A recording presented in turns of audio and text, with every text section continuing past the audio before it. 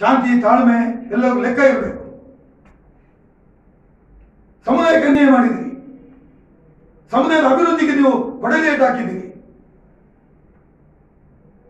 ಯಾವ ಕಾರಣವೂ ಇಲ್ಲದೆ ಶಾಂತಿ ಪ್ರಿಯರು ನೀವು ಕೊಟ್ಟಂತ ದುಡ್ಡು ಬಳಕೆ ಮಾಡಿದಂತ ಏನ್ ದುಡ್ಡು ಕೊಟ್ಟಿದ್ದೀರಿ ಸರ್ಕಾರ, ಅದನ್ನು 100ಕ್ಕೆ 100 ಬಳಕೆ ಮಾಡಿದಂತ ಸಮುದಾಯ ಇಡೀ ದೇಶದಲ್ಲಿ ಇರೋದು ಕ್ರೈಸ್ತ ಸಮುದಾಯ. ನೀವು 10 ಲಕ್ಷ ಕೊಟ್ಟರೆ ಅದಕ್ಕೆ ಒಂದು 20 ಲಕ್ಷ ಹಾಕಿ ಬಿಲ್ಡಿಂಗ್ ಕಟ್ಟಿ ಸಮುದಾಯ ಭವನ ಕಟ್ಟಿದವರು, ಚರ್ಚ್ಗಳನ್ನು ಕಟ್ಟಿದವರು.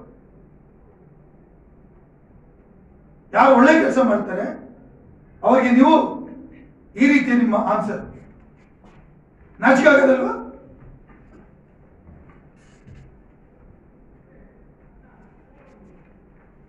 ಇಡೀ ಕರ್ನಾಟಕ ರಾಜ್ಯದಲ್ಲಿ ಜನರನ್ನು ಎಬ್ಬಿಸಾಕ್ತೇವೆ. ನಮ್ಮನ್ನು ಅಂಡರ್ ಎಸ್ಟಿಮೇಟ್ ಮಾಡಬೇಡಿ. ಒಳ್ಳೆ ಕೆಲಸಕ್ಕೂ ಗೊತ್ತು, ತ್ಯಾಗಕ್ಕೂ ಗೊತ್ತು.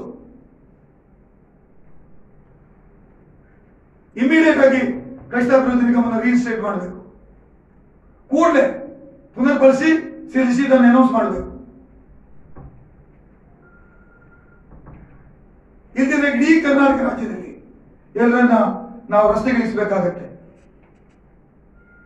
ಇದಕ್ಕೆ ಈ ಸರ್ಕಾರ ನೇರ ಹೊಣೆ ಆಗ್ತದೆ.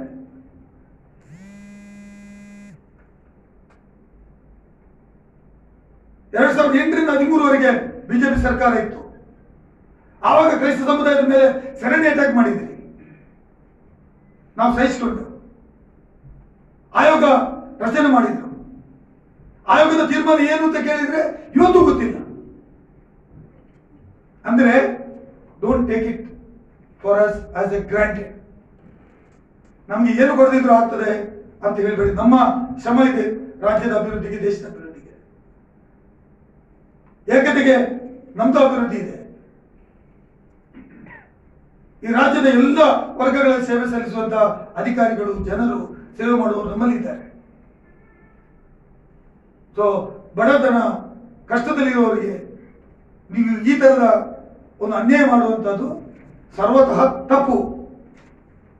ಕ್ರೈಸ್ತ ಸಮುದಾಯದ ಯೋಜನೆ ದಿನಾಂಕ 16/6/2020 16/6/2020 5 ಗಂಟೆಗೆ.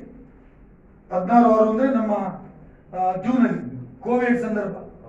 ನಾವೆಲ್ಲ ಕೋವಿಡ್ಗೆ ದುಡ್ಡು ಅಥವಾ ಅಕ್ಕಿ, ಊಟ ಹಂಚ್ತಾ ಇದ್ದೇವೆ. ಆ ಸಂದರ್ಭದಲ್ಲಿ the proposal has been examined.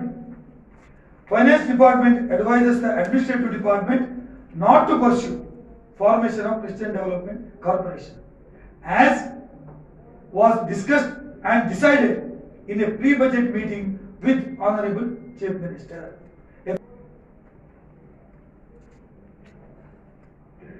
ಇಲ್ಲಿಗೆ 5 ವರ್ಷದ 6 ವರ್ಷದ ಹೋರಾಟ ಏನಿದೆ ಅದಕ್ಕೆ ಇತಿಶ್ರೀಯನ್ನ ಹಾಕಿದ್ದಾರೆ.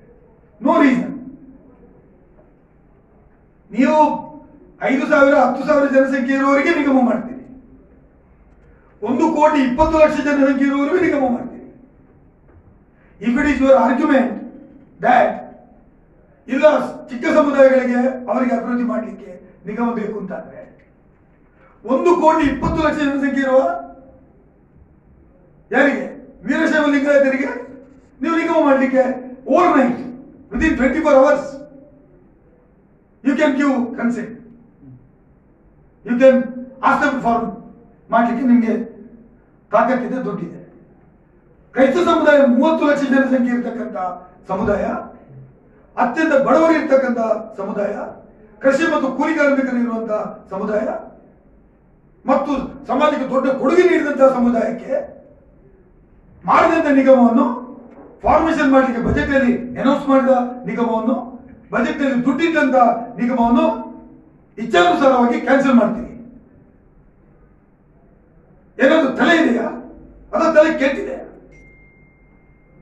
ಹೂ has guided this chief minister? ಯಾಕಾಗಿ ಚೀಫ್ ಮಿನಿಸ್ಟರ್ ಈ ತೀರ್ಮಾನ ತೆಗೆದುಕೊಂಡ್ರು?